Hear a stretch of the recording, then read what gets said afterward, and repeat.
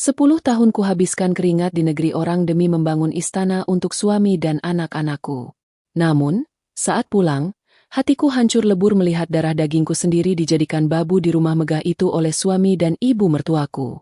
Aku akan berpura-pura miskin untuk melihat wajah asli mereka, dan bersumpah akan membalas semua keserakahan ini. Sebelum ceritanya dimulai, silakan tulis di kolom komentar dari daerah mana saja teman-teman yang menonton cerita ini, dan sedang beraktivitas apa?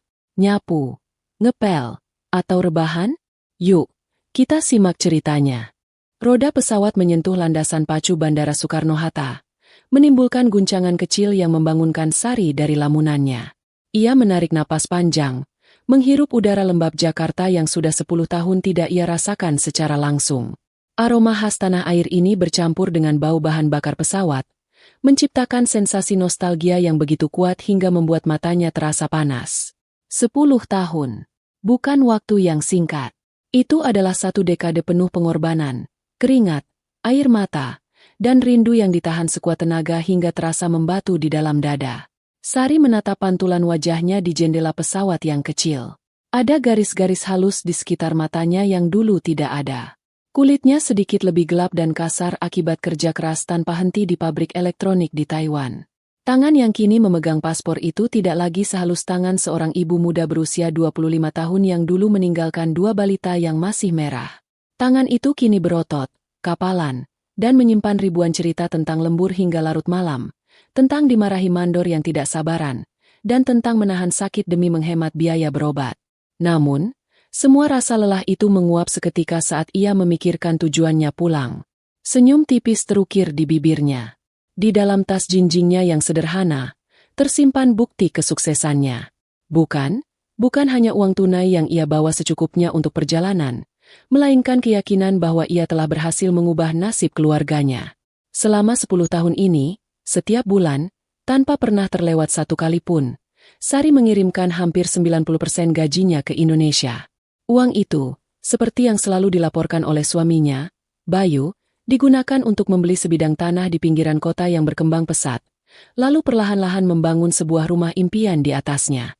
Rumah tingkat 2 dengan 4 kamar tidur, halaman luas untuk anak-anak bermain, dan sebuah garasi untuk mobil keluarga yang katanya sudah dibeli Bayu 2 tahun lalu. Dalam bayangan Sari, kepulangannya hari ini akan menjadi kejutan paling manis. Ia sengaja tidak memberi kabar kepada siapapun, termasuk Bayu. Ia ingin melihat ekspresi terkejut yang bahagia di wajah suaminya. Ia ingin melihat kedua anaknya, Rian yang kini seharusnya sudah berusia 12 tahun dan Sinta yang berusia 10 tahun, berlari menyambutnya di depan pintu rumah megah mereka.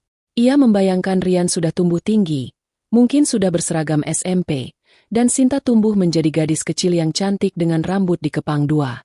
Sari membayangkan pelukan hangat mereka, tangis haru, dan makan malam pertama yang lengkap sebagai keluarga utuh di meja makan jati yang mahal, yang fotonya pernah dikirimkan Bayu.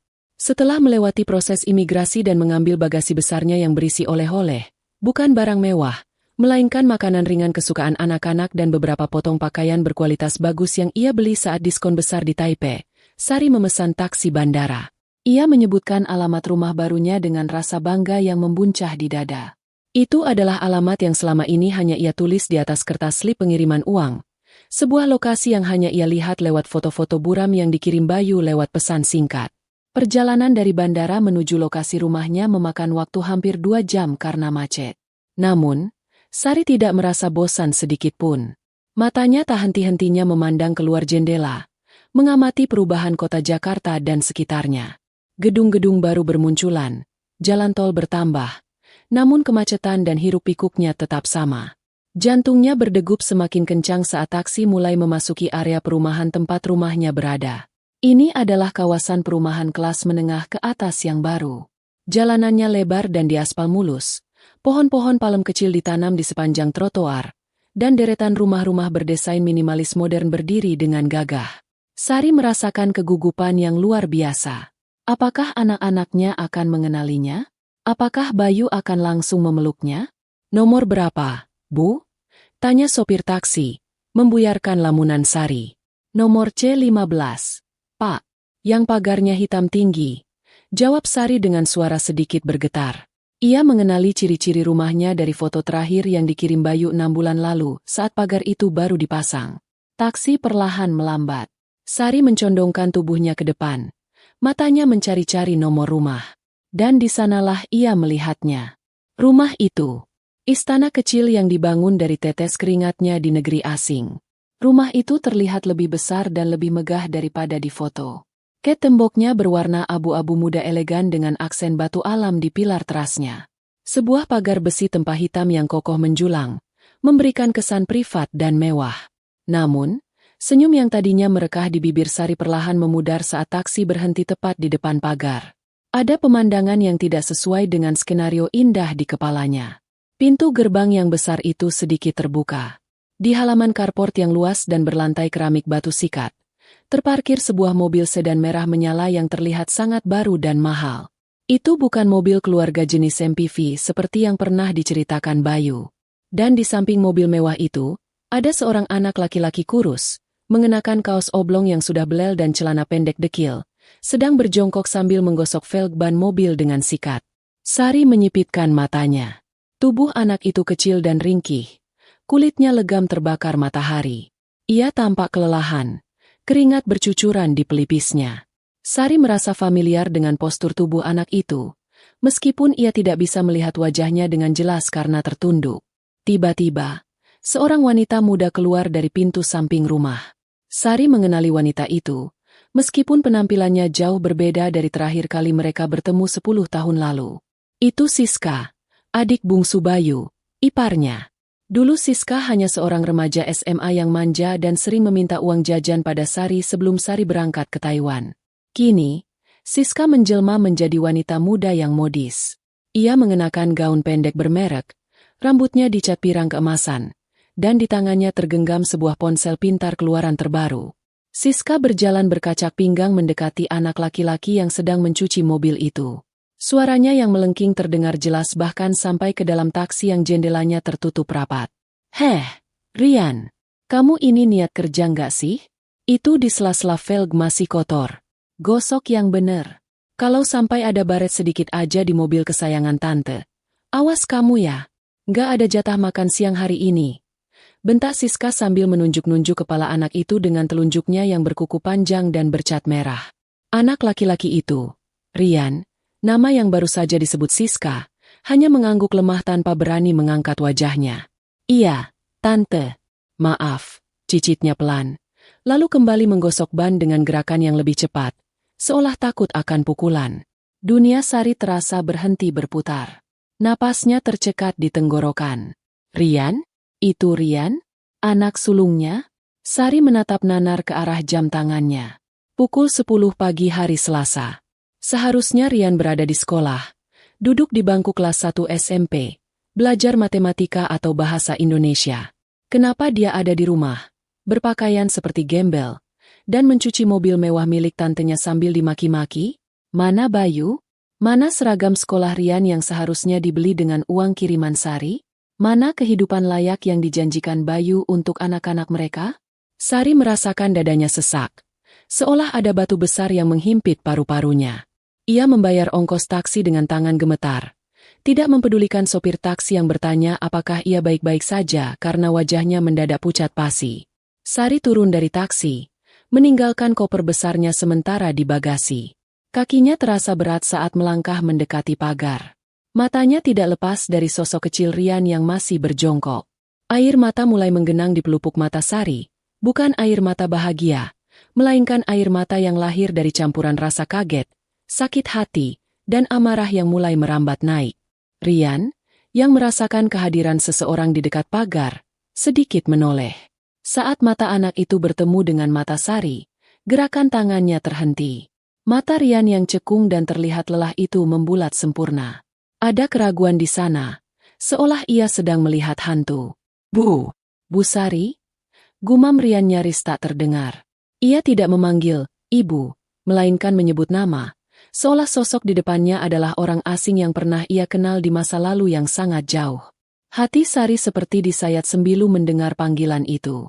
10 tahun telah menciptakan jurang pemisah yang begitu lebar antara dirinya dan anak kandungnya sendiri. Siska, yang menyadari Rian berhenti bekerja, langsung menoleh ke arah pagar dengan wajah garang, siap menyemburkan amarah lagi. Namun, kata-kata Siska tertahan di tenggorokan saat ia melihat siapa yang berdiri di sana. Kejutan ini baru saja dimulai, tetapi bukan kejutan manis seperti yang Sari impikan. Ini adalah awal dari mimpi buruk yang nyata. Siska ternganga. Matanya yang berbalut lensa kontak berwarna abu-abu itu menatap Sari dari ujung kaki hingga ujung kepala dengan tatapan tidak percaya, yang kemudian dengan cepat berubah menjadi tatapan menilai yang merendahkan. Sari berdiri di sana, di depan pagar rumah yang ia bangun, mengenakan celana jeans sederhana, kaos polos berwarna gelap, dan jaket bomber yang sudah agak pudar warnanya, pakaian tempurnya selama bekerja di pabrik. Tidak ada perhiasan emas yang menjuntai, tidak ada tas bermerek di bahunya. Hanya tas selempang kain yang tampak lusuh. Mbak Sari. Suara Siska terdengar ragu, tidak ada nada hangat sedikit pun di dalamnya. Kok pulang? Nggak bilang-bilang. Bukannya menjawab, Sari mendorong pagar besi itu hingga terbuka lebih lebar. Ia mengabaikan Siska dan langsung berjalan menuju Rian. Anak laki-lakinya itu sudah berdiri sekarang, tubuhnya kurus dan sedikit bungkuk, tingginya hampir menyamai bahu Sari. Tangannya yang basah dan kotor karena air sabun tergantung canggung di sisi tubuhnya. Rian. Suara Sari tercekat. Ia ingin memeluk anaknya erat-erat, ingin meminta maaf karena telah meninggalkannya begitu lama, ingin menghapus kotoran di wajahnya. Namun, ada tembok kecanggungan yang begitu tebal di antara mereka. Rian justru mundur selangkah saat Sari mendekat. Matanya menyiratkan ketakutan yang instan, seolah ia terbiasa dimarahi jika ada orang dewasa mendekatinya. Sari menahan diri. Ia hanya menjulurkan tangannya yang kapalan dan dengan lembut menyentuh bahu Rian yang kurus. Tulang selangka anak itu terasa menonjol di bawah kaos tipisnya. Ini ibu. Nak, ibu pulang, bisik Sari. Air mata akhirnya menetes di pipinya. Rian menatap Sari dengan mata berkaca-kaca, tetapi tidak mengatakan apa-apa. Ia hanya melirik sekilas ke arah Siska dengan penuh ketakutan, seolah meminta izin untuk merespons. Ya ampun, Mbak Sari, datang-datang kok bikin drama nangis-nangis sih di depan rumah. Siska menyela dengan nada ketus, sudah berhasil menguasai rasa kagetnya. Ia berjalan mendekat, aroma parfum mahal yang menyengat tercium dari tubuhnya. Masuk dulu kek, panas nih di luar. Rian, lanjutin kerjamu. Jangan manja mentang-mentang ibumu pulang. Itu mobil harus kinclong sebelum jam 12. Sari menatap Siska dengan tatapan tajam yang membuat adik iparnya itu sedikit salah tingkah. Dia anakku, Siska. Dan ini jam sekolah. Kenapa dia di rumah mencuci mobilmu? Siska mendengus, mengibaskan rambut pirangnya. Aduh, Mbak. Panjang ceritanya. Udah deh, masuk dulu. Nanti Mas Bayu yang jelasin. Rian itu susah diatur, males sekolah. Makanya ibu nyuruh dia belajar tanggung jawab di rumah. Belajar tanggung jawab dengan menjadi tukang cuci mobil? Batin Sari menjerit. Namun, ia tahu ini bukan saatnya meledak. Ia harus melihat situasi di dalam rumah terlebih dahulu. Sari meminta sopir taksi menurunkan kopernya di teras, lalu membayarnya. Ia kemudian menatap Rian lekat-lekat. Selesaikan nanti. Sekarang kamu ikut ibu masuk, kata Sari tegas. Rian ragu-ragu, menatap Siska lagi. Tapi Tante Siska bilang. Ibu yang bilang sekarang. Masuk. Potong Sari. Nada bicaranya tidak bisa dibantah. Nada yang sama yang ia gunakan saat menghadapi mandor pabrik yang curang. Rian akhirnya menurut. Meletakkan sikatnya dan berjalan mengekor di belakang Sari dengan kepala tertunduk. Sari melangkah masuk ke dalam rumah. Pintu utama dari kayu jati ukir yang besar itu terbuka, menampilkan interior rumah yang selama ini hanya ia lihat di foto. Ruang tamu itu luas dan mewah. Sebuah set sofa kulit berwarna krem yang terlihat sangat empuk dan mahal mendominasi ruangan. Di dinding tergantung sebuah televisi layar datar berukuran sangat besar, mungkin 60 inci, yang sedang menayangkan acara gosip selebriti.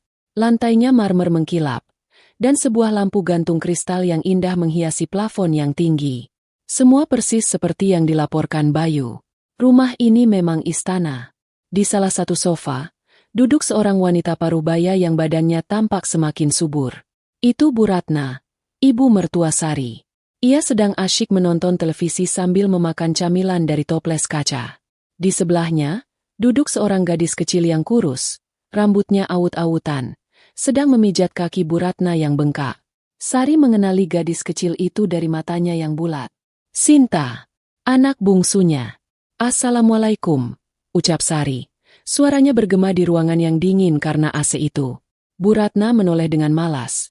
Lalu matanya membelalak kaget hingga camilan di tangannya terjatuh ke lantai. Sinta menghentikan pijatannya dan menatap Sari dengan mulut terbuka. Sari! Bu Ratna berseru. Suaranya tidak terdengar senang sama sekali. Lebih terdengar seperti orang yang baru saja melihat tagihan utang yang besar. Kamu kapan sampai? Kok enggak bilang Bayu?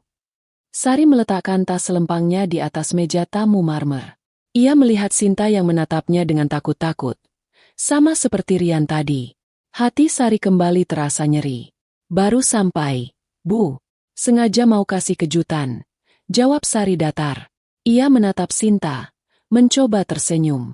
Sinta. Sini nak, ini ibu. Sinta tidak bergerak. Ia justru merapatkan tubuhnya ke arah Bu Ratna, seolah mencari perlindungan. Bu Ratna berdeham keras, memperbaiki posisi duduknya, tetapi tidak berusaha menyuruh Sinta mendekati ibunya. Ya, baguslah kalau sudah pulang, kata Bu Ratna kaku. Bayu, Bayu, istrimu pulang nih. Teriaknya ke arah lantai atas. Terdengar langkah kaki terburu-buru menuruni tangga. Bayu muncul di bordes tangga, mengenakan kaos polo dan celana pendek santai. Rambutnya agak berantakan seperti baru bangun tidur. Saat melihat Sari berdiri di ruang tamu, wajah Bayu memucat seketika. Matanya bergerak liar dari Sari ke koper besar di teras, lalu ke arah Bu Ratna dan Siska yang baru masuk menyusul. Sari, sayang. Suara Bayu terdengar gugup dan serak. Ia berjalan menuruni tangga dengan langkah ragu. Tidak ada lari penuh kerinduan. Tidak ada pelukan erat yang Sari impikan. Bayu berhenti 2 meter di depan Sari. Tangannya meremas-remas ujung kaosnya. Kamu kok tiba-tiba ada di sini? Sari menatap suaminya. Bayu terlihat lebih gemuk daripada 10 tahun lalu. Kulitnya bersih. Tidak seperti kulit Sari yang terbakar matahari. Jelas sekali laki-laki di depannya ini hidup nyaman tanpa pernah bekerja keras di bawah terik matahari. Kontrakku sudah selesai, Mas. Aku pulang untuk selamanya, jawab Sari, menatap lurus ke mata Bayu, mencari kejujuran di sana. Oh, begitu. Bayu tergagap. Keringat dingin mulai muncul di dahinya meskipun ruangan itu dingin. Bagus dong. Ya, bagus. Anak-anak pasti senang. Ia melirik Rian yang berdiri mematung di dekat pintu dan Sinta yang masih menempel pada neneknya. Jelas sekali anak-anak tidak terlihat senang. Mereka terlihat ketakutan. Suasana di ruang tamu mewah itu terasa sangat canggung dan dingin. Jauh lebih dingin daripada suhu AC. Sari merasa seperti tamu tak diundang yang datang di saat pesta sedang berlangsung. Mana kamarku? Mas? Aku mau istirahat sebentar. Capek sekali perjalanannya, kata Sari, mencoba memecah kebekuan. Ia ingin segera masuk ke kamar utamanya. Kamar yang ia desain khusus dalam pikirannya, dengan ranjang besar yang nyaman dan kamar mandi dalam. Pertanyaan sederhana itu membuat Bayu, Bu Ratna, dan Siska saling bertukar pandang dengan panik. Kamar-kamar ya? Bayu menggaruk kepalanya yang tidak gatal. Itu, Sar. Kamar utama di atas, yang ada balkonnya itu, sekarang dipakai Siska. Sari mengerutkan kening. Dipakai Siska? Maksudnya gimana? Siska maju selangkah, melipat tangannya di dada dengan angkuh. Ya kamarku di situ. Mbak, barang-barangku semua di situ. Lagian kan Mbak Sari nggak ada. Masa kamarnya dikosongin terus? Sayang dong. Tapi itu kamar utama. Siska, itu kamarku dan Mas Bayu, kata Sari, berusaha menahan emosinya yang mulai naik lagi. Ya nanti gampanglah diatur lagi. Sela Bu Ratna dengan nada tidak sabar. Kamu kan baru datang. Jangan langsung nuntut macam-macam. Siska sudah nyaman di situ. Kamu tidur di kamar tamu bawah dulu saja. Sari menarik napas dalam. Baiklah. Ia baru sampai. Ia tidak mau langsung bertengkar hebat di hari pertama. Ia terlalu lelah. Ya sudah. Di mana kamar tamu bawah? Dan di mana kamar anak-anak? Tanya Sari lagi. Ia melihat sekeliling. mencari tanda-tanda keberadaan anak-anaknya di rumah ini. Mainan, buku sekolah, foto mereka. Tidak ada. Rumah ini terlalu rapi, seperti galeri pameran furnitur, tanpa jejak kehidupan anak-anak. Bayu terlihat semakin salah tingkah. Anak-anak mereka. Anak-anak tidur di belakang. Potong Bu Ratna cepat. Mereka kan sering main kotor. Jadi lebih gampang kalau di belakang, dekat kamar mandi. Di belakang, firasat buruk menyergap Sari. Ia berjalan menuju arah dapur dan area belakang rumah, diikuti tatapan waspada dari ketiga orang dewasa lainnya. Sari melewati dapur yang bersih dengan kitchen set mahal yang tampak jarang dipakai untuk memasak besar. Ia terus berjalan menuju pintu belakang yang mengarah ke area servis. Di sana, di samping tempat mesin cuci diletakkan, ada sebuah ruangan kecil yang dulunya direncanakan sebagai gudang atau kamar pembantu. Pintunya dari triplek tipis, berbeda dengan pintu-pintu kamar lain di rumah itu yang terbuat dari kayu solid. Sari membuka pintu itu perlahan. Bau apek dan lembab langsung menyeruak keluar. Ruangan itu sempit, mungkin hanya ukuran 2x3 meter. Tidak ada jendela, hanya ada ventilasi udara kecil di bagian atas dinding. Di dalamnya, tidak ada kasur busa yang layak atau ranjang susun. Yang ada hanyalah 2 lembar tikar anyaman yang sudah robek di beberapa bagian, digelar di atas lantai keramik yang dingin. Ada 2 bantal tipis yang sarungnya sudah kusam, dan tumpukan baju-baju Rian dan Sinta yang ditaruh di dalam kardus bekas mie instan di pojok ruangan. Lutut Sari terasa lemas. Ia berpegangan pada kusen pintu agar tidak jatuh. Ini kamar anak-anaknya? Di rumah yang ia bangun dengan biaya ratusan juta rupiah? Di rumah yang memiliki 4 kamar tidur luas? Anak-anaknya tidur di gudang pengap seperti tikus? Ia berbalik perlahan. Bayu, Bu Ratna, dan Siska berdiri di area dapur, menatapnya dengan ekspresi defensif. Apa ini, Mas? Suara Sari bergetar hebat karena amarah yang tak terbendung lagi. Ia menunjuk ke dalam ruangan sempit itu. Kamu bilang di telepon anak-anak punya kamar masing-masing yang bagus. Kamu kirim foto kamar dengan cat biru dan pink. Mana semua itu? Kenapa anak-anakku tidur di gudang? Bu Ratna mendengus, maju menghadapi Sari. Heh, Sari, jaga bicaramu ya. Kamu baru pulang sudah mau ngatur-ngatur di rumah ini? Itu bukan gudang, itu kamar. Memangnya kenapa kalau di situ? Anak-anakmu itu nakal, suka bikin berantakan. Kalau ditaruh di kamar bagus, nanti malah rusak semua perabotan mahal. Mereka anak-anakku, Bu. Mereka berhak atas rumah ini. Uangku yang membangun semua ini. Teriak Sari. Air matanya tumpah. Uangmu? Uangmu itu uang suami juga. Kamu sebagai istri memang wajib bantu suami. Balas Bu Ratna tak mau kalah. Suaranya melengking. Lagian, kamu pikir ngurus 2 anak ini gampang selama 10 tahun? Kami yang capek ngurusin mereka saat kamu enak-enakan di luar negeri. Jadi jangan belagu kamu. Sari menatap Bayu, menuntut pembelaan dari suaminya. Namun, Bayu hanya menunduk, tidak berani menatap mata istrinya, diam 1000 bahasa di bawah ketiak ibunya. Saat itulah Sari sadar. Ia tidak pulang ke rumah. Ia masuk ke sarang penyamun yang berisikan orang-orang yang seharusnya menjadi keluarganya. Ia diperlakukan bukan seperti pemilik rumah yang pulang, melainkan seperti tamu asing yang mengganggu kenyamanan hidup parasit mereka. Dan yang paling menyakitkan, anak-anaknya sendiri telah menjadi korban dari monster-monster yang ia biayai hidupnya selama ini. Malam pertama kepulangan Sari di rumah mewahnya terasa seperti sebuah lelucon yang menyakitkan. Langit di luar sudah gelap sempurna, menyisakan kerlap-kerlip lampu kota Jakarta yang terlihat samar dari jendela ruang tamu. Namun, di dalam rumah itu, tidak ada kehangatan sama sekali. Sari baru saja selesai mandi. Bukan di kamar mandi utama yang memiliki bathtub dan pemanas air seperti impiannya, melainkan di kamar mandi belakang dekat dapur yang kerannya agak bocor dan lantainya licin berlumut. Ia mengenakan piyama lamanya yang ia bawa 10 tahun lalu. Kainnya sudah tipis namun masih cukup nyaman. Saat Sari berjalan menuju ruang tengah, aroma masakan lezat menggelitik hidungnya.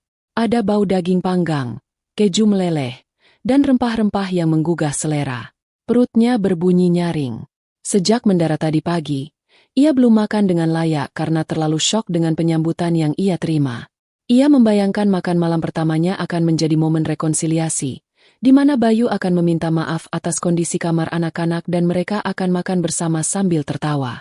Namun, pemandangan di ruang makan menghancurkan harapan itu berkeping-keping.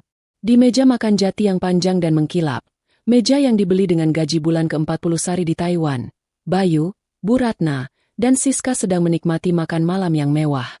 Ada beberapa kotak besar pizza dari restoran ternama, ayam goreng tepung, dan minuman bersoda botol besar. Mereka makan dengan lahap, tertawa-tawa membicarakan film terbaru.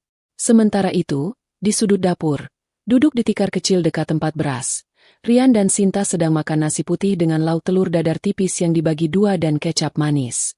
Piring mereka terbuat dari plastik. Gelasnya pun gelas plastik bekas air mineral kemasan. Darah Sari mendidih hingga ke ubun-ubun. Ia melangkah cepat menghampiri anak-anaknya. Rian yang melihat ibunya datang buru-buru menyembunyikan piringnya. Takut dikira serakah. "Kenapa kalian makan di sini?" tanya Sari. Suaranya bergetar menahan amarah. Ia menatap Bayu yang sedang menggigit potongan pizza penuh keju. "Mas, kenapa anak-anak makan di lantai sementara kalian pesta di meja makan?" Bayu tersedak minumannya. Ia buru-buru mengelap mulutnya dengan tisu, tampak gelagapan. Suasana ruang makan mendadak hening. Siska memutar bola matanya dengan malas, sementara Bu Ratna meletakkan tulang ayam yang sudah bersih ke piring. "Aduh, Sari, jangan mulai lagi deh," kata Bu Ratna santai. Seolah apa yang terjadi adalah hal paling wajar di dunia. Anak-anak itu kalau makan di meja suka berantakan. Nanti minyaknya netes ke taplak meja yang mahal itu. Lagian mereka juga suka kok makan pakai telur. Ya kan Rian?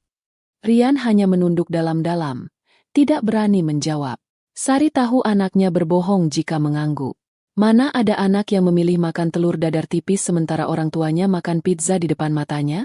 Ini rumah mereka juga, Bu. Taplak meja bisa dicuci, tapi harga diri anak-anakku tidak bisa diganti, desis Sari tajam. Ia menarik tangan Rian dan Sinta.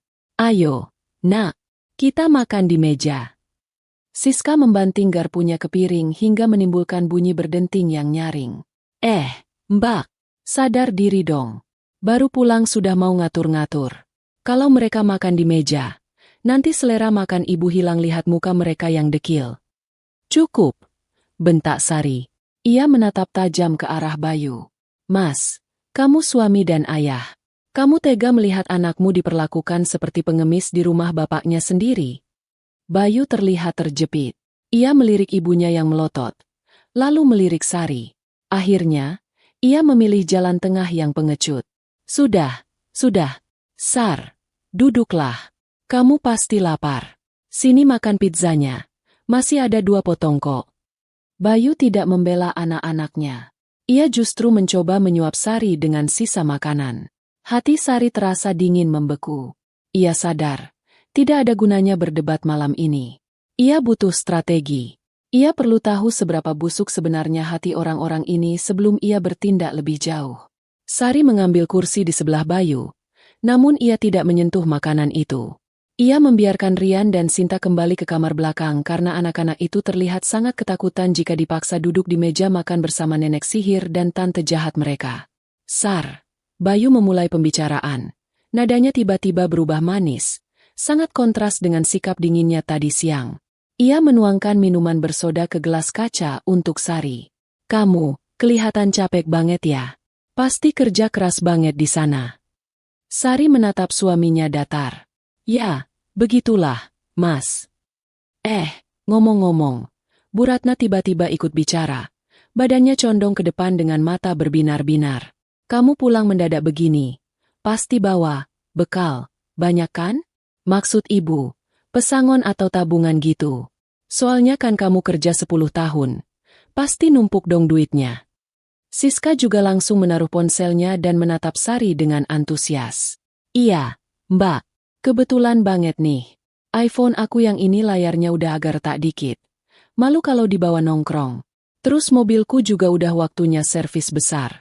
Mbak Sari pasti bawa ribuan dolar kan?" Inilah dia. Pertanyaan yang sudah Sari duga akan muncul. Sedari tadi siang, Bayu terlihat gelisah dan terus melirik tas Sari, namun belum berani bertanya karena situasi masih panas. Sekarang, keserakahan itu mulai menampakkan wujud aslinya. Sari memandang wajah-wajah di depannya satu persatu. Wajah Bu Ratna yang penuh harap akan uang belanja tambahan, wajah Siska yang membayangkan barang-barang mewah baru, dan wajah Bayu yang tampak seperti pecandu menunggu jatah. Mereka tidak bertanya kabar kesehatannya. Mereka tidak bertanya apakah dia sakit selama di sana. Mereka hanya peduli pada isi dompetnya. Sebuah ide gila namun brilian melintas di benak Sari. Jika ia mengaku membawa uang banyak, mungkin perlakuan mereka akan membaik sementara waktu, tapi itu palsu. Sari ingin melihat wajah asli mereka tanpa topeng. Ia ingin tahu apakah ia masih punya harga diri di mata mereka jika ia tidak memiliki apa-apa. Sari menundukkan kepalanya, memasang ekspresi paling sedih dan putus asa yang bisa ia buat. Bahunya merosot lemas. Itu dia masalahnya. Mas, Bu. Ucap Sari pelan, nyaris berbisik. Masalah apa? Tanya Bayu cepat. Nada suaranya mulai terdengar panik. Jangan bilang kamu. Pabrik tempatku bekerja bangkrut 6 bulan lalu. Sari berbohong dengan lancar.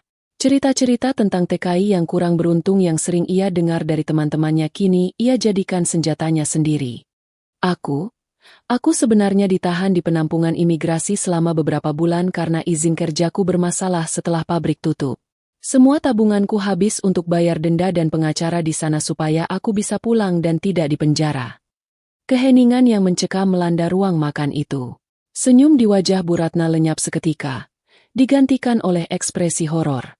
Mulut Siska menganga lebar. Wajah Bayu berubah pucat pasi, lalu perlahan memerah karena marah.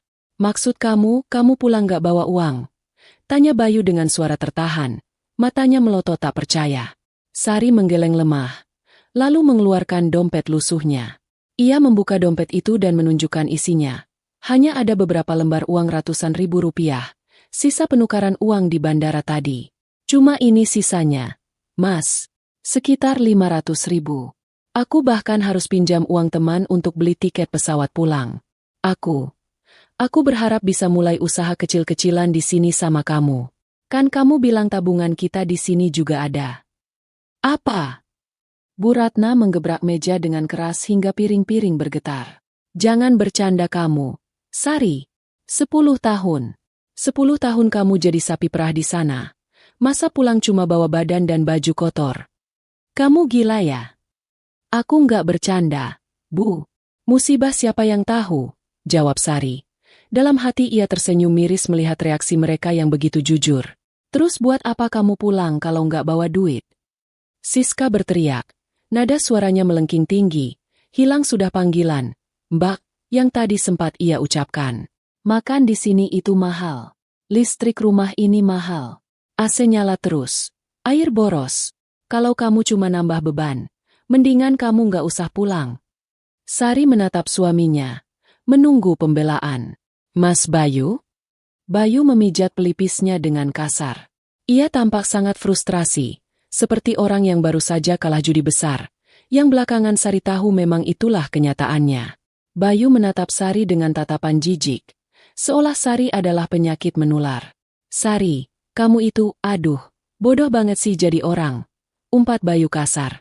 Harusnya kamu jangan pulang dulu kalau belum pegang duit. Kamu pikir hidup di Jakarta itu murah? Kamu pikir gaya hidup kita selama ini dibayar pakai daun? Tapi ini rumahku, Mas. Uangku yang bangun ini, kata Sari lirih, memancingnya lagi. Rumah.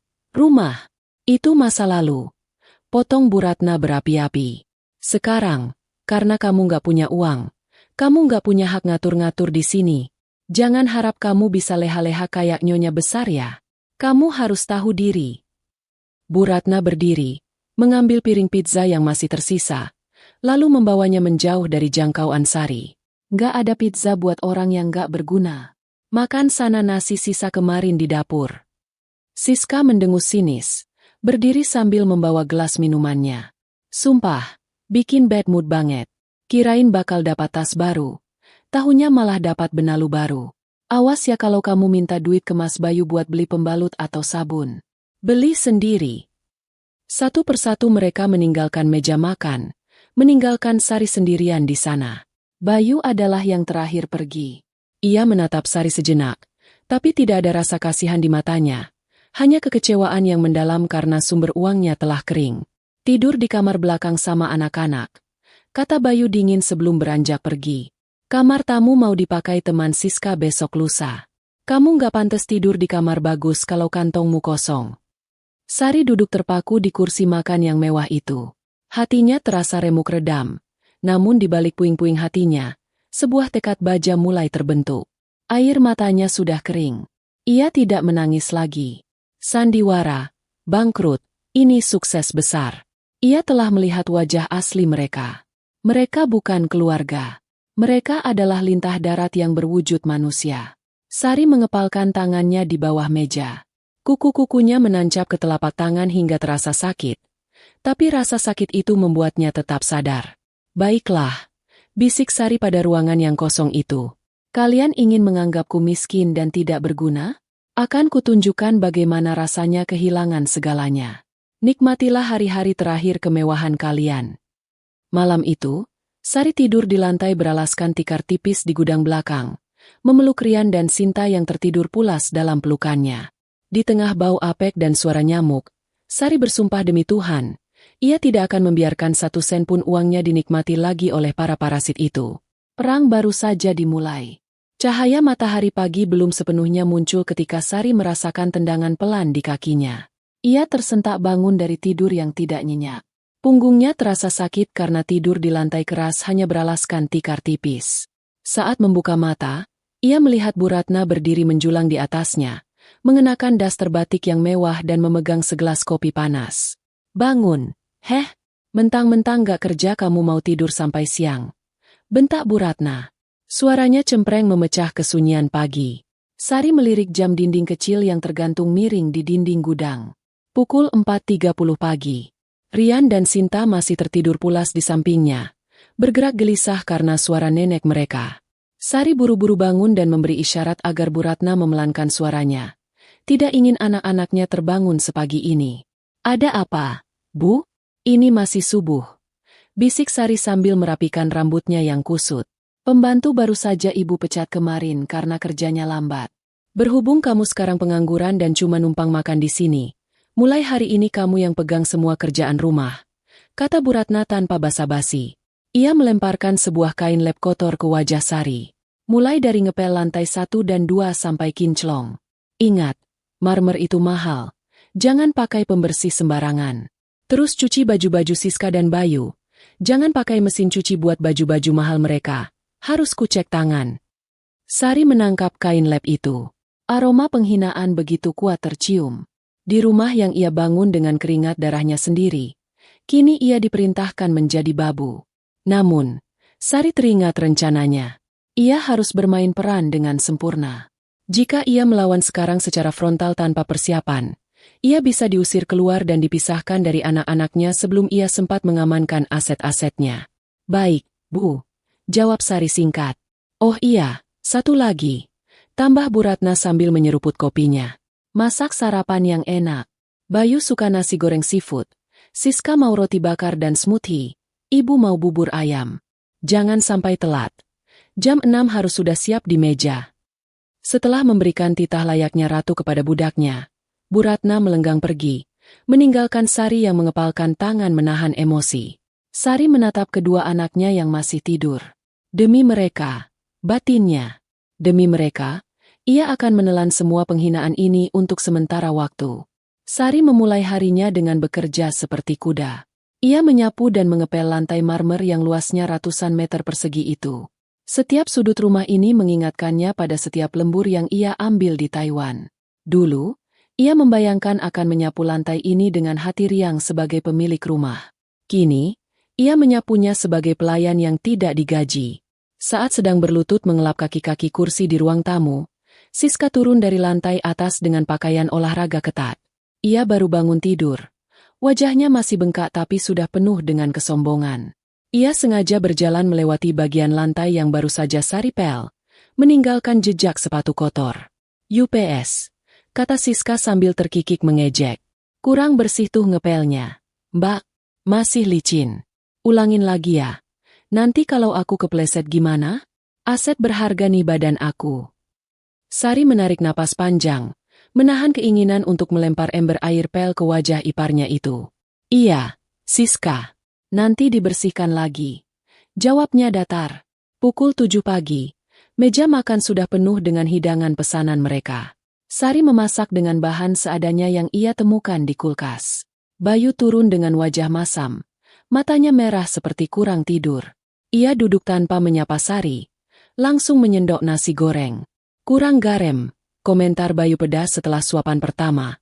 Padahal Sari tahu rasanya sudah pas. Kamu di Taiwan 10 tahun ngapain aja sih? Masak ginian aja nggak becus. Maaf, Mas, kata Sari sambil menuangkan air putih untuk suaminya. Rian dan Sinta muncul dari dapur, sudah mandi dan berpakaian rapi, atau setidaknya serapi mungkin dengan baju-baju lama mereka. Mereka berdiri ragu di dekat meja makan, menatap makanan enak itu dengan mata lapar. Rian, Sinta, sini makan, panggil Sari. Ia sudah menyisihkan sebagian nasi goreng di piring terpisah untuk mereka. Eits, tunggu dulu, sergah Bu Ratna, menahan tangan Sinta yang hendak mengambil piring. Kalian sudah ngerjain tugas pagi belum? Sari mengerutkan kening. Tugas apa, Bu? Mereka harus sekolah. Sekolah, sekolah. Hari ini tanggal merah di kalender pendidikan sekolah mereka. Gurunya rapat. Libur, kata Siska asal. Padahal Sari tahu hari ini hari Rabu biasa. Rian, itu rumput di halaman samping udah panjang. Cabutin dulu sampai bersih baru boleh makan. Sinta, pijitin dulu pundak nenek. Nenek pegal-pegal semalam tidur nggak nyenyak gara-gara mikirin nasib punya mantu miskin. Tapi Bu, mereka lapar. Protes Sari. Nggak ada kerja, nggak ada makan. Bentak Bayu tiba-tiba, membuat Sinta terlonjak kaget dan mulai menangis. Didik anak itu biar keras. Sar, jangan dimanja. Kamu mau mereka jadi benalu kayak kamu sekarang? Hati Sari terasa seperti ditusuk besi panas mendengar kata-kata suaminya. Benalu? Bayu menyebutnya benalu? Laki-laki yang hidup dari uang kirimannya selama 10 tahun berani menyebutnya benalu? Rian menatap ibunya, menggeleng pelan, memberi isyarat agar ibunya tidak melawan. Nggak apa-apa, Bu. Rian nggak lapar kok. Rian bersihin rumput dulu ya. Anak sulungnya itu berlari keluar menuju halaman samping, menyembunyikan air matanya. Sinta, dengan sesenggukan, berjalan mendekati kursi Bu Ratna dan mulai memijat bahu neneknya dengan tangan-tangan kecilnya yang lemah. Bu Ratna mendesah nikmat tanpa sedikit pun rasa bersalah melihat cucunya menangis. Sari merasa ia bisa meledak saat itu juga. Ia mundur ke dapur. Tangannya gemetar hebat. Ia butuh bukti. Ia butuh lebih dari sekadar kesaksian matanya sendiri. Ia meraba saku celananya, memastikan ponsel pintarnya, yang untungnya tidak ia perlihatkan pada mereka dan ia sembunyikan di balik baju, berada dalam posisi merekam suara. Siang harinya, ketika Bu Ratna dan Siska pergi ke mall menggunakan mobil mewah yang disopiri Rian, ternyata Rian dipaksa bisa menyetir walau di bawah umur hanya untuk mengantar mereka jarak dekat di dalam kompleks. Sari tinggal di rumah bersama Bayu. Sari mendengar suara-suara aneh dari kamar tidur utama, kamar yang sekarang dikuasai Siska, tapi siang ini Bayu berada di sana. Sari mengendap-endap naik ke lantai atas. Pintu kamar sedikit terbuka. Ia mengintip ke dalam. Kamar itu berantakan. Baju-baju Siska berserakan di mana-mana. Bayu sedang duduk di tepi ranjang, memegang 2 ponsel sekaligus. Asap rokok mengepul tebal di dalam ruangan ber-AC itu, menciptakan bau apek yang menyengat. Sari mendengar suara musik elektronik yang khas, suara putaran mesin slot digital yang berisik. Ayo, ayo pecah. Scatter, scatter, seru Bayu pada layar ponselnya. Matanya merah melotot, giginya gemeretuk. Ah, sialan, habis lagi saldo gue. Bayu membanting salah satu ponsel ke kasur, lalu mengambil rokok lagi. Ia tampak stres berat. Duit dari mana lagi nih? Si Sari sialan itu pulang gak bawa duit. BPKB mobil Siska udah. Sekolah. Sertifikat tanah. Bayu bergumam sendiri, tapi Sari bisa mendengarnya dengan jelas dari balik pintu. Jantung Sari berdegup kencang. Judi online. Ternyata itulah lubang hitam yang menyedot uang hasil keringatnya selama ini. Bukan hanya gaya hidup mewah Bu Ratna dan Siska, tapi juga kecanduan gila suaminya. Tiba-tiba, suara tangisan terdengar dari lantai bawah. Itu suara Sinta. Sari tersadar ia meninggalkan Sinta sebentar di ruang tamu untuk menonton TV. Sari buru-buru turun, takut terjadi sesuatu. Namun, Bayu ternyata mendengar tangisan itu juga dan turun lebih dulu dengan langkah marah. Di ruang tamu, Sinta sedang menangis memegangi perutnya. Yah, Aik, Sinta lapar. Tadi pagi Sinta belum sempat makan nasi gorengnya. Sudah dimakan Tante Siska. Rengek Sinta polos saat melihat ayahnya turun. Bukannya iba, Bayu justru terlihat semakin emosi karena kalah judi. Ia berjalan cepat menghampiri Sinta. Diam! Berisik banget sih kamu. Bentak Bayu. Ayah lagi pusing. Kamu malah nangis-nangis minta makan. Sana minum air keran kalau lapar. Bayu mengangkat tangannya, hendak menampar pipi Sinta. Jangan sentuh dia. Teriakan Sari menggema di seluruh ruangan. Ia berlari secepat kilat, menyambar tubuh Sinta dan memeluknya, menjadikan punggungnya sebagai tameng. Tangan Bayu berhenti di udara, sejengkal dari wajah Sari. Napas Bayu memburu. Ia menatap Sari dengan nyalang. Ajarin anakmu supaya nggak cengeng. Bikin pusing kepala aja. Dia lapar. Mas, dia anakmu. Darah dagingmu. Teriak Sari. Air mata kemarahan mengalir di pipinya. Kamu sibuk bakar uang di judi online sampai anakmu kelaparan kamu nggak peduli. Wajah Bayu pucat seketika mendengar kata, judi online. Kamu tahu dari mana? Lancang ya kamu nguping urusan suami. Aku nggak butuh nguping untuk tahu baunya bangkai. Mas, balas Sari berani. Bayu mendengus kasar, lalu meludah ke lantai marmer di dekat kaki Sari. Terserah. Kalau kamu nggak punya duit, nggak usah banyak omong. Urus anak-anakmu itu. Jangan sampai suaranya kedengeran lagi sama aku. Bikin sial aja. Bayu berbalik dan kembali naik ke atas, membanting pintu kamar sekeras-kerasnya. Sari merosot ke lantai sambil memeluk Sinta yang gemetar ketakutan. Ia mengelus rambut anaknya, menenangkan tangisnya. Di dalam hati Sari, rasa cinta pada suaminya yang dulu tersisa sedikit, kini telah mati sepenuhnya. Yang tersisa hanyalah kebencian yang dingin dan mematikan. SSTT, tenang nak, ada ibu. Bisik Sari di telinga Sinta. Sebentar lagi kita akan keluar dari neraka ini. Ibu janji. Sore itu, saat membersihkan kamar yang dikuasai Bayu ketika suaminya sedang mandi, mata Sari menangkap tumpukan berkas di laci meja yang tidak terkunci rapat. Ia membukanya dengan tangan gemetar. Di sana, di antara tumpukan tagihan kartu kredit, terselip sebuah map berwarna merah. Itu adalah momen di mana Sari menemukan kunci untuk menghancurkan mereka semua. Namun, ia harus sabar. Ia harus mengumpulkan semuanya sampai tidak ada celah bagi mereka untuk mengelak.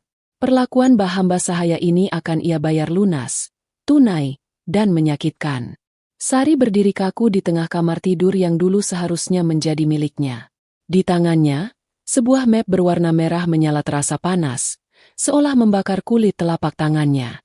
Suara gemericik air dari kamar mandi menandakan Bayu masih sibuk membersihkan diri, memberinya waktu yang sangat sempit namun berharga.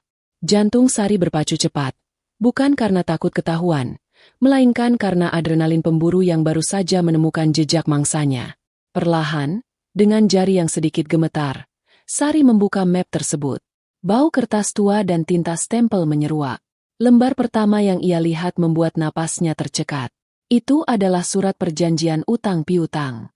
Nominal yang tertulis di sana membuat mata Sari terbelalak hingga nyaris keluar.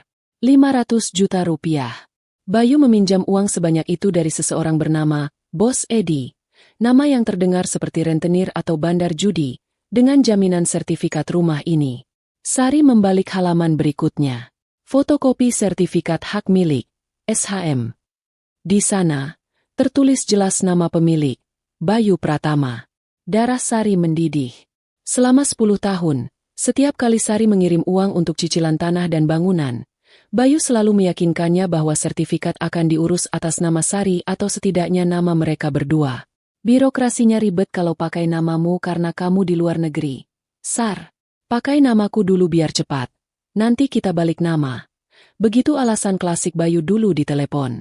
Bodohnya, Sari percaya. Cinta dan kepercayaan buta telah membuatnya lengah. Sekarang, Bukti pengkhianatan itu ada di depan matanya.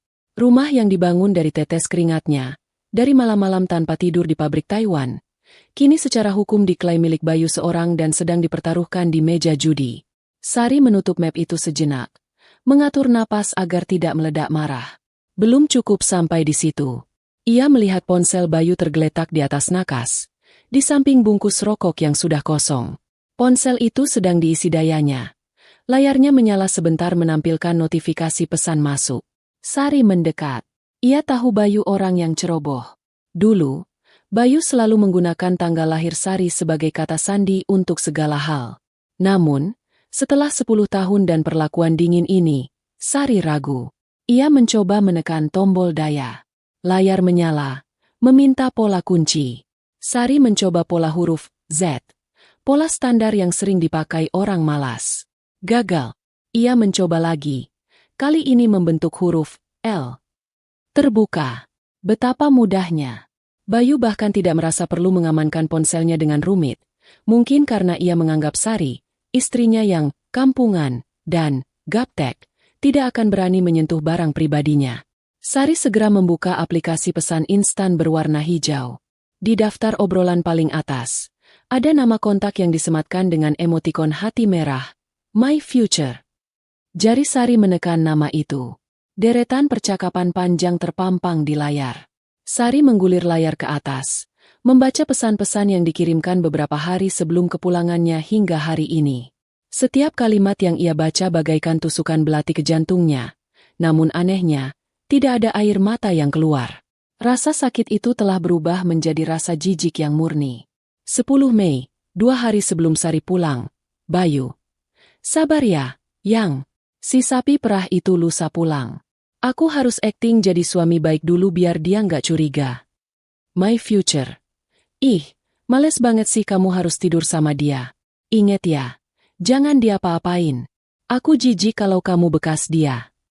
Bayu. Tenang aja, sayang. Aku juga nggak nafsu lihat dia. Kulitnya pasti item, kasar, bau pabrik. Aku cuma butuh duitnya. Kalau tabungannya udah cair ke tangan aku langsung tendang dia. Hari ini, pukul 14 WIB, My Future. Gimana? Dia beneran nggak bawa duit? Kamu jangan bohongin aku ya, Mas. Bayu. Sumpah, Yang. Sialan banget emang. Dia ngaku bangkrut. Cuma bawa baju kotor doang. Nyesel aku jemput dia ke depan pintu. Tahu gini aku usir dari pagar. My Future. Terus gimana dong utang kamu ke Bos Edi? Kalau rumah itu disita, kita mau tinggal di mana pas nikah nanti? Bayu. Tenang. Sertifikatkan atas nama aku. Aku lagi cari cara buat jual rumah ini secepatnya. Si Sari bakal aku kadalin biar tanda tangan surat kuasa jual. Atau kalau dia nolak, aku palsuin aja tanda tangannya. Habis rumah laku, utang lunas. Sisa duitnya kita pakai buat modal nikah mewah dan beli rumah baru yang jauh dari sini. Si Sari biar aja jadi gembel sama anak-anaknya. My Future. Ah so sweet. Cepetan ya mas urusnya. Aku udah gak sabar jadi nyonya Bayu. Tangan Sari gemetar hebat. Bukan karena sedih. Tapi karena menahan keinginan untuk membanting ponsel itu ke lantai. Sapi perah. Bekas dia. Jadi gembel. Itulah sebutan mereka untuknya. Wanita bernama My Future, itu, siapapun dia, sama busuknya dengan Bayu. Sari sadar ia tidak boleh gegabah. Bukti ini adalah emas. Dengan cepat, Sari mengeluarkan ponsel miliknya sendiri dari balik saku celananya. Ponsel canggih yang ia beli di Taiwan namun ia sembunyikan selama ini. Ia memotret layar ponsel Bayu satu persatu. Ia memotret percakapan mesum mereka, rencana jahat mereka menjual rumah, dan pengakuan Bayu tentang sertifikat. Ia juga memotret dokumen utang piutang dan sertifikat di dalam map merah tadi. Setelah semua difoto, Sari melakukan satu langkah lagi. Ia mengirimkan semua riwayat obrolan, ekspor chat, itu ke email pribadinya. Lalu buru-buru menghapus jejak pengiriman itu dari ponsel Bayu. Ia meletakkan kembali ponsel Bayu di posisi semula, persis seperti saat ia menemukannya. Ia menutup map merah dan menyelipkannya kembali ke tumpukan berkas di laci, memastikan sudutnya terlihat sama berantakannya seperti sebelumnya. Baru saja Sari selesai, suara pintu kamar mandi terbuka. Uap air mengepul keluar. Bayu melangkah keluar hanya dengan lilitan handuk di pinggang. Ia terkejut melihat Sari berdiri di dekat meja kerjanya sambil memegang kemoceng, berpura-pura sedang membersihkan debu di bingkai foto. "Ngapain kamu di situ?" bentak Bayu curiga. Ia melirik cepat ke arah meja dan ponselnya. Sari menoleh dengan wajah datar. Ekspresinya terkontrol sempurna. "Bersihin debu. Mas, meja ini kotor banget. Banyak abu rokok. Nanti kalau Mas sesak napas gimana?" Bayu mendengus. Berjalan melewati Sari menuju lemari pakaian. "Nggak usah sok perhatian. Bersihin aja yang bersih. Jangan sentuh-sentuh barang-barangku. Awas kalau ada kertas penting yang hilang atau pindah tempat." "Iya, Mas," jawab Sari patuh. Ia menunduk, menyembunyikan kilatan api di matanya. "Oh iya, Mas. Tadi Bu Ratna minta tolong belikan martabak manis di depan komplek buat nanti malam." "Ya beli sana. Minta duit sama ibu, jangan minta aku." Sergah Bayu sambil memakai celana dalamnya tanpa rasa malu di depan Sari. "Iya, Mas. Permisi." Sari melangkah keluar kamar dengan hati yang bergemuruh. Di koridor lantai atas, Sari bersandar sejenak di dinding, memejamkan mata. Ia sudah mendapatkan apa yang ia butuhkan. Bukti perselingkuhan, bukti niat jahat, dan bukti penggelapan aset. Bayu berencana menjual rumah ini dan membuangnya. Tapi Bayu lupa satu hal. Sari yang sekarang bukanlah Sari yang dulu penurut dan bodoh. Sari yang sekarang adalah wanita yang ditempa oleh kerasnya hidup di negeri orang. "Kamu mau bermain api, Mas?" bisik Sari pada kesunyian rumah itu. "Akan kupastikan kamu terbakar sampai jadi abu." Sari turun ke bawah, menghampiri Rian dan Sinta yang sedang duduk diam di karpet ruang keluarga, tidak berani menyalakan TV. Ia memeluk kedua anaknya sebentar, menyalurkan kekuatan. Ia harus bertahan sedikit lagi. Babak terakhir sandiwara ini akan segera dimulai. Malam semakin larut. Jarum jam menunjukkan pukul 9 malam. Hujan deras mengguyur Jakarta. Seolah langit ikut menangis melihat ketidakadilan yang terjadi di dalam rumah megah di Blok C15 itu. Namun, di ruang keluarga, suasana terasa hangat dan nyaman, setidaknya bagi para penghuni parasit. Sari sedang menyetrika tumpukan baju Siska di sudut ruangan yang agak tersembunyi, di dekat akses menuju dapur bersih. Posisinya strategis. Ia bisa mendengar semua percakapan di ruang tengah tanpa terlihat langsung oleh mereka. Tangan Sari bergerak mekanis menggosok kain sutra mahal milik iparnya, sementara telinganya terpasang tajam seperti radar. Di sofa empuk ruang tengah, Bu Ratna, Bayu, dan Siska sedang berkumpul. Wajah mereka tampak tegang. Tidak ada tawa atau canda seperti malam sebelumnya. Televisi menyala dengan volume kecil, hanya sebagai latar suara. Di atas meja, berserakan kertas-kertas hitungan dan kalkulator. "Jadi gimana, Bey?" Suara Bu Ratna terdengar cemas. "Tadi sore orang suruhan Bos Edi lewat depan rumah lagi. Mereka cuma lewat pelan sambil liatin pagar. Ibu ngeri. Bey, jangan sampai mereka bikin onar di sini. Malu sama tetangga." Bayu mengusap wajahnya kasar. Rokok di tangannya sudah hampir habis terbakar sampai ke filter. "Aku juga pusing, Bu." Bunganya jalan terus.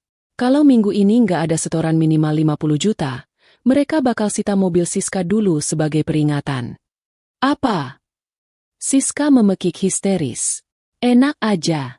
Itu mobil kesayanganku. Mas Bayu kan janji mobil itu aman. Jangan sampai ditarik dong. Mau taruh di mana muka aku kalau ketahuan teman-teman arisan mobilku ditarik leasing atau rentenir?" "Ya makanya bantu mikir," bentak Bayu pada adiknya. "Jangan cuma bisa minta duit doang." "Udah, jangan berantem," lerai Bu Ratna. "Fokus cari solusi. Sari beneran gak punya simpenan? Kamu udah geledah tasnya pas dia mandi?" "Udah, Bu," jawab Siska ketus. "Isinya cuma baju rombeng, obat masuk angin, sama dompet kumel isinya recehan. Sumpah, nggak ada apa-apa. Kartu ATM pun nggak ada." Kayaknya dia beneran melarat.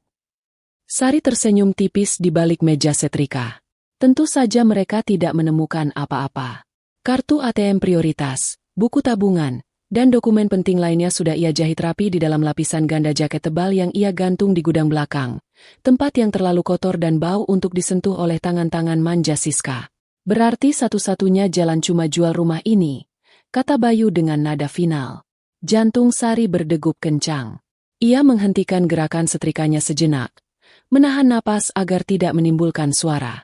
Tapi kan jual rumah nggak bisa sehari 2 hari, Bey, kata Bu Ratna. Butuh waktu. Terus si Sari gimana? Kalau ada calon pembeli datang lihat-lihat rumah, terus ada dia di sini, bisa kacau. Apalagi kalau dia tahu kita mau jual rumah ini.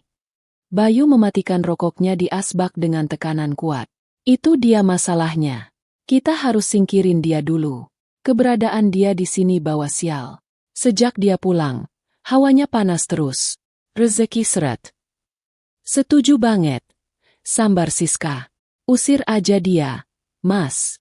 Bilang aja kita mau renovasi rumah atau apa. Suruh dia pulang ke kampung orang tuanya. Atau langsung usir aja karena dia nggak berguna. Nggak segampang itu. Bayu merendahkan suaranya. Membuat Sari harus mencondongkan tubuh sedikit untuk mendengar. Sertifikat emang atas namaku. Tapi notaris bilang, karena ini harta yang didapat selama pernikahan, kalau mau dijual legal dan aman, harus ada tanda tangan persetujuan istri. Kalau enggak, nanti pembelinya ragu, takut digugat di kemudian hari. Ah, ribet amat sih hukum di negara ini, gerutu Bu Ratna. Terus kamu mau minta tanda tangan dia? Dia pasti ngamuklah kalau tahu rumah hasil keringatnya mau dijual buat bayar judi kamu. Bayu tertawa kecil, tawa yang terdengar jahat dan licik. Siapa bilang aku mau minta izin? Aku tadi udah ketemu teman lama yang kerja di percetakan. Dia bisa bikin KTP palsu dan dia punya kenalan yang jago niru tanda tangan. Kita cuma butuh KTP asli Sari buat disalin datanya. Terus kita palsuin surat persetujuan istri. Wah, pinter juga anak ibu, puji Bu Ratna bangga. Seolah anaknya baru saja memenangkan Olimpiade Matematika, bukan merencanakan tindak pidana. Rencananya gini, lanjut Bayu, matanya berkilat licik. Besok lusa, Bos Edi bakal bawa calon pembeli. Katanya investor yang mau beli tunai harga miring. Kita harus pastiin rumah ini bersih dari hama. Besok pagi, ibu cari gara-gara sama Sari. Bikin keributan besar. Salahin dia soal apalah. Pecahin vas bunga mahal kek. Atau tuduh dia nyuri perhiasan ibu. Pokoknya bikin alasan yang cukup kuat buat ngusir dia keluar dari rumah ini detik itu juga. Ide bagus. Seru Siska bersemangat. Aku punya gelang emas yang kuncinya rusak. Nanti aku taruh di tas Sari. Terus kita pura-pura geledah. Pas ketemu, kita teriakin dia maling. Mas Bayu langsung main peran marah besar. Terus usir dia. Bereskan. Cerdas, kata Bayu menyeringai.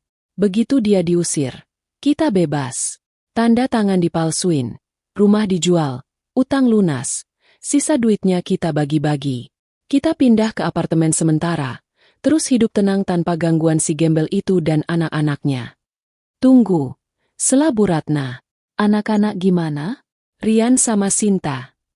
Bawa aja sekalian sama ibunya, jawab Bayu enteng, seolah sedang membicarakan sampah yang harus dibuang. Mereka cuma beban. Biar Sari yang ngurus. Kalau dia nggak sanggup kasih makan, ya urusan dia mau ditaruh panti asuhan atau jadi pengemis di lampu merah. Aku udah nggak peduli. Sari merasa lututnya goyah. Ia harus berpegangan pada meja setrika agar tidak jatuh. Air mata kemarahan mengalir deras di pipinya tanpa suara. Bayu bukan hanya ingin menceraikannya, tapi juga membuang darah dagingnya sendiri. Laki-laki itu benar-benar iblis berwajah manusia.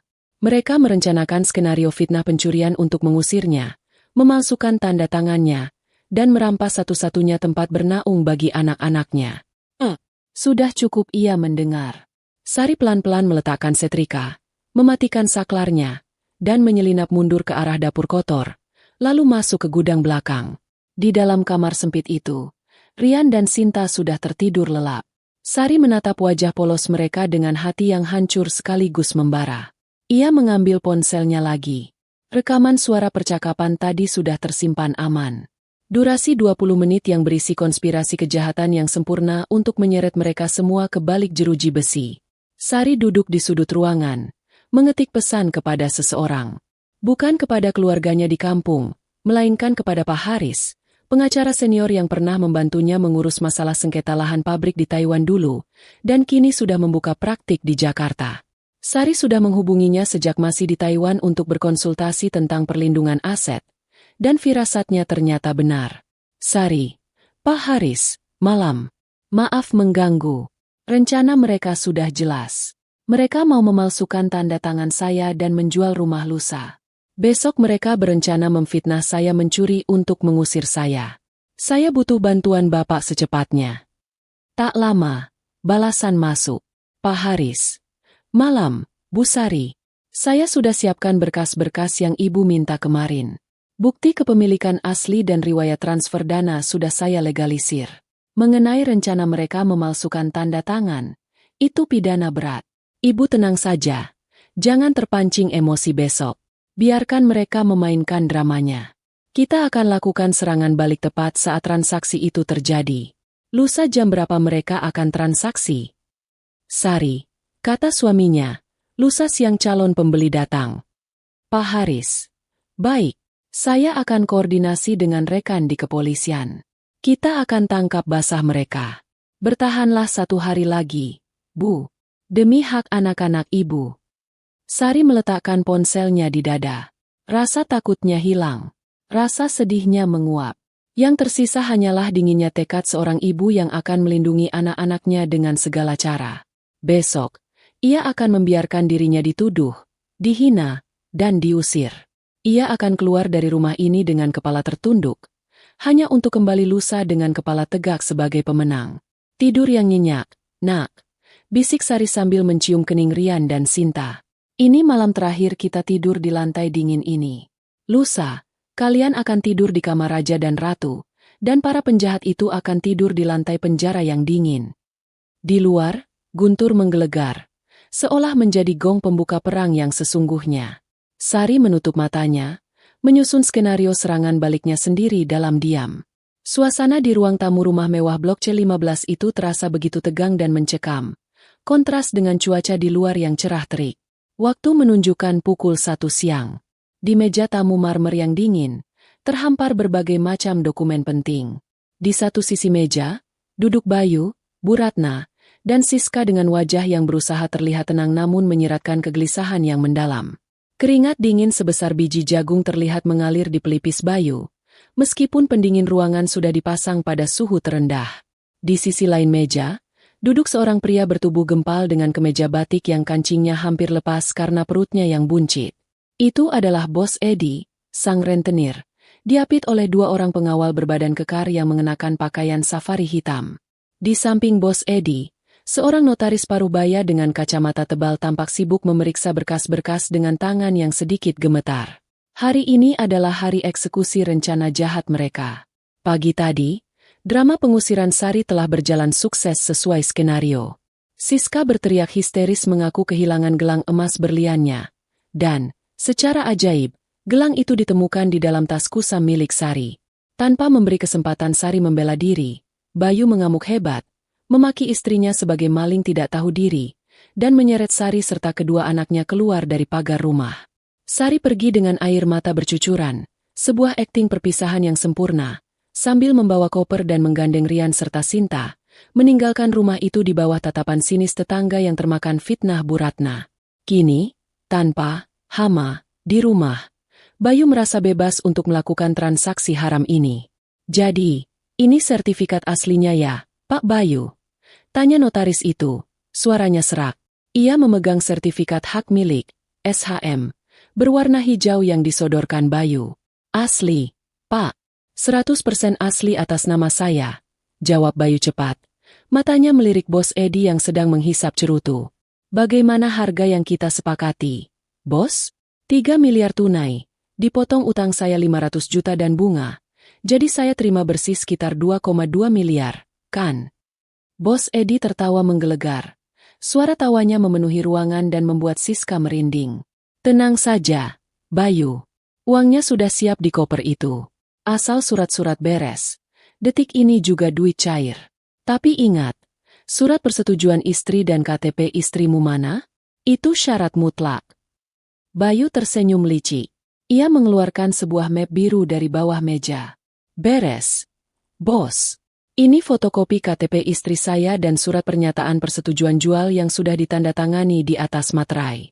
Dia lagi sakit keras di kampung, jadi nggak bisa hadir, tapi dia sudah setuju sepenuhnya. Notaris itu mengambil surat tersebut, menelitinya sejenak. Tanda tangan di atas materai itu terlihat meyakinkan. Hasil karya teman Bayu yang ahli memalsukan dokumen. Baiklah, kata notaris itu ragu-ragu. Kalau begitu, silakan Pak Bayu tanda tangan di akta jual beli ini. Setelah itu, rumah ini resmi beralih tangan. Tangan Bayu gemetar karena antusiasme yang meluap-luap. Ia meraih pena emas yang disodorkan notaris. Dalam bayangannya, uang miliaran rupiah sudah menari-nari. Ia bisa melunasi utang judinya, membeli mobil baru, dan menikah dengan selingkuhannya. Bu Ratna dan Siska menahan napas. Mata mereka berbinar menatap tumpukan uang di dalam koper yang terbuka sedikit di kaki Bos Edi. Ujung pena Bayu baru saja menyentuh kertas, ketika tiba-tiba terdengar suara dentuman keras dari arah pintu depan. Bra! Pintu utama yang terbuat dari kayu jati tebal itu terdorong terbuka dengan kasar hingga menghantam dinding. Semua orang di ruang tamu tersentak kaget. Bos Edi langsung berdiri. Dua pengawalnya sigap memasang kuda-kuda. Bayu menjatuhkan penanya. Tintanya mencoret kertas putih di meja. Di ambang pintu, berdiri sosok yang membuat darah Bayu membeku seketika.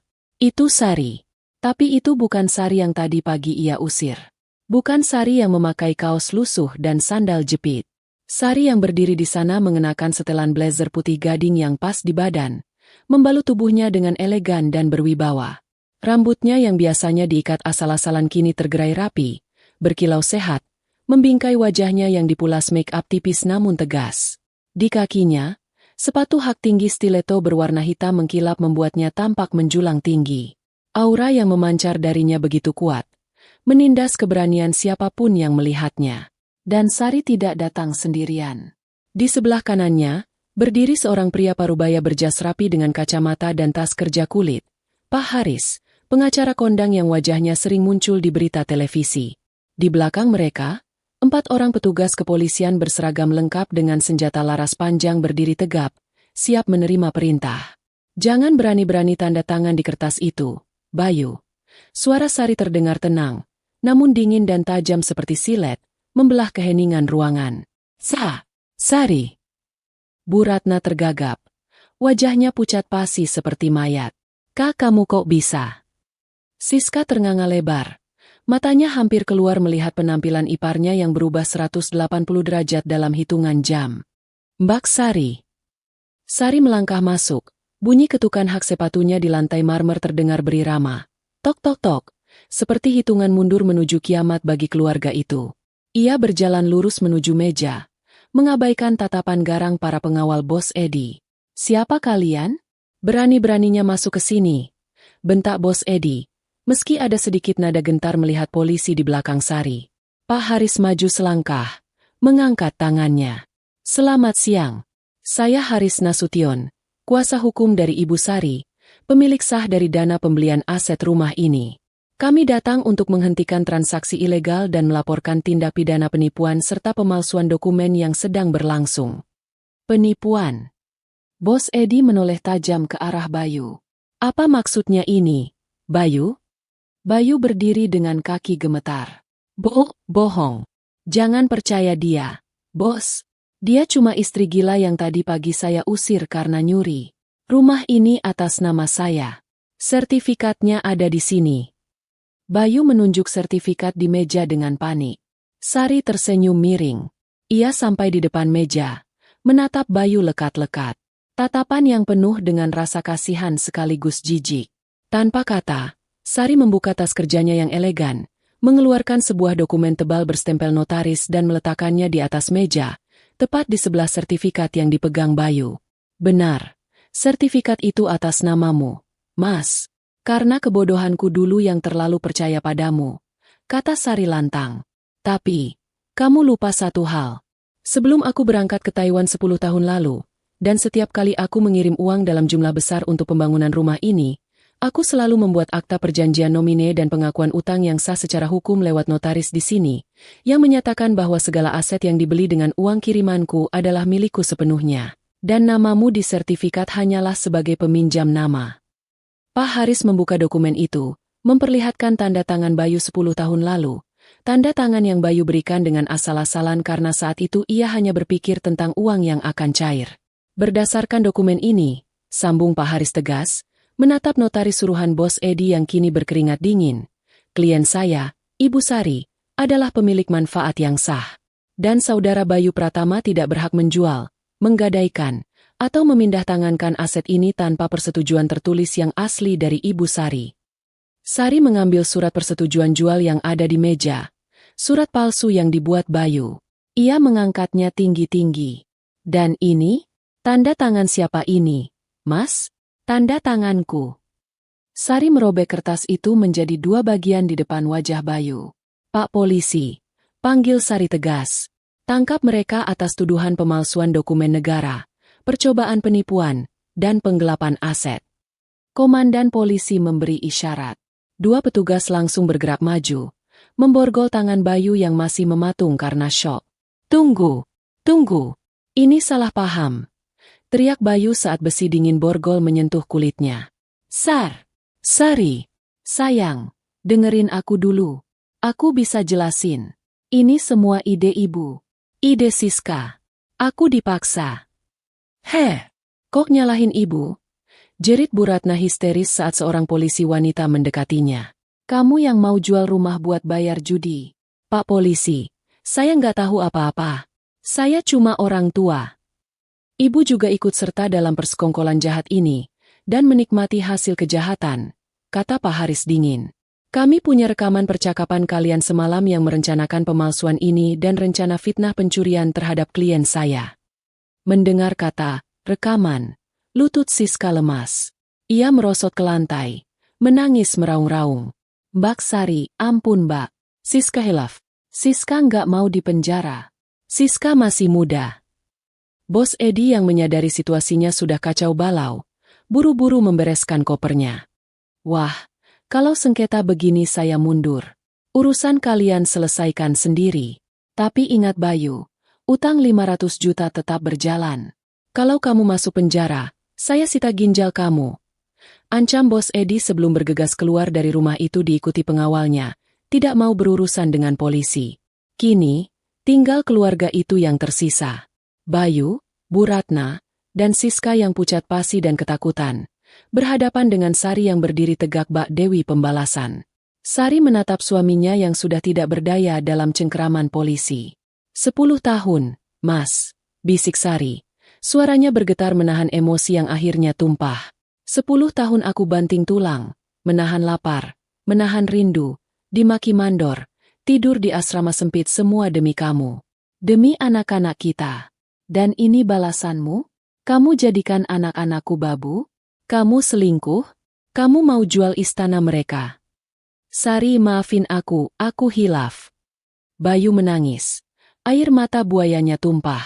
Ia mencoba berlutut, tapi ditahan polisi. Jangan penjarain aku.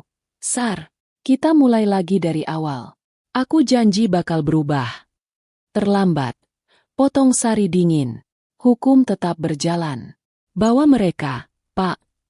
Polisi mulai menyeret Bayu, sementara Bu Ratna dan Siska masih dibiarkan di situ karena status mereka sebagai saksi terlapor yang akan diperiksa kemudian. Namun nasib mereka di rumah ini sudah tamat. Sari telah memenangkan pertempuran ini dengan telak, tanpa perlu mengotori tangannya sendiri.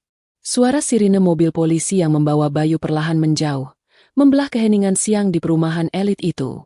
Tetangga-tetangga yang penasaran mulai berkumpul di depan pagar, berbisik-bisik melihat drama penangkapan yang baru saja terjadi. Di dalam ruang tamu, keheningan yang tersisa terasa jauh lebih berat dan mencekik. Sari berdiri mematung sejenak, mengatur napasnya. Adrenalin yang tadi memuncak kini perlahan surut, meninggalkan rasa lelah yang luar biasa namun juga kelegaan yang tak terlukiskan. Ia menoleh ke arah Bu Ratna dan Siska yang kini duduk berhimpitan di sofa. Gemetar ketakutan seperti tikus yang terpojok. Kesombongan dan keangkeran mereka yang selama beberapa hari ini mendominasi rumah, lenyap tak berbekas. Sari berjalan perlahan mendekati mereka. Bu Ratna tersentak kaget. Refleks menutupi wajahnya dengan tangan, takut ditampar. Namun, Sari tidak main tangan. Tatapannya jauh lebih menyakitkan daripada tamparan fisik. Keluar, ucap Sari pelan, datar, tanpa emosi. Bu Ratna menurunkan tangannya, menatap menantunya dengan mata sembab. Apa? Ka, kamu ngusir ibu? Ibu ini mertuamu. Sari, orang tua suamimu. Nenek dari anak-anakmu. Tega kamu. Sari tertawa getir. Tawa yang terdengar kering dan hampa. Mertua?